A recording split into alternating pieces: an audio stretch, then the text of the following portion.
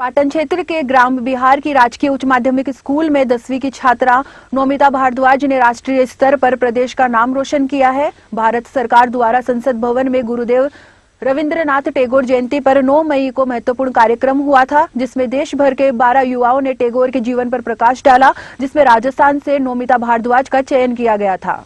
नोमिता ने रविंद्रनाथ टैगोर के जीवन और दर्शन को युवा पीढ़ी के समक्ष रखते हुए कहा कि भारत के पुनर्निर्माण के लिए टैगोर जैसे महान व्यक्तित्व युवा पीढ़ी के लिए आदर्श है।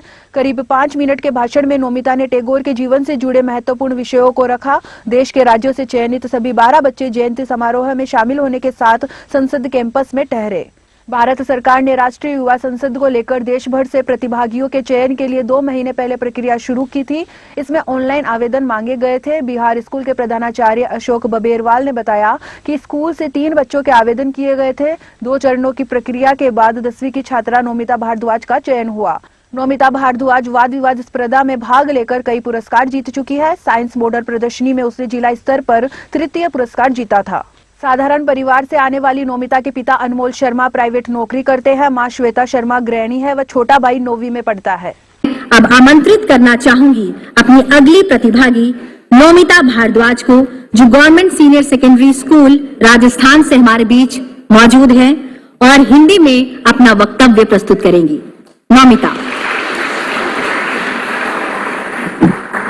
पधारे हुए सभी गणमान्य व्यक्तियों को मेरा नमस्कार। भारत की इस पावन भूमि ने बहुत से महान पुरुषों को जन्म दिया है, जिनकी बहुमुखी प्रतिभाओं और आदर्श जीवन के कारण हमारे देश का नाम विश्व भर में स्वर्णिम अक्षरों में लिखा जाता रहा है। ऐसी ही एक असाधारण प्रतिभा के धनी गुरुदेव रविंद्रनाथ टैगोर जी की जयंती पर हम उन्हें स्मरण कर रहे हैं। गुरुदेव का जन्म 1861 में कोलकाता में हुआ था। रविंद्रनाथ टैगोर जी, जिन्हें विश्व भर में गुरुदेव के नाम से भी जाना जाता है, एक कवि, लेखक, चित्रकार, दार्शनिक और साथ ही साथ स्वतंत्रता सेनानी भी थे। उन्होंने अपनी कविताओं और साहित्य से स्वतंत्रता संग्राम में नई चेतना का संचार भी किया। कुशाग्र बुद्धि के कारण छोटी सी उम्र में ही उन्होंने कविताएं और कथा लेखन प्रारंभ कर दिया।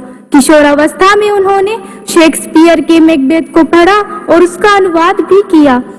उनके पिता देवेंद्रनाथ ठाकुर चाहते थे कि उनका पुत्र बैरिस्टर बने, इसलिए उन्हें इंग्लैंड भी भेजा गया। लेकिन गुरुदेव की रुचि शिक्षण कक्षाओं की 4 दीवारी में बंद कर कानूनी शिक्षा ग्रहण करने में नहीं थी, अपितु उनकी रुचि साहित्य और कला के प्रति थी।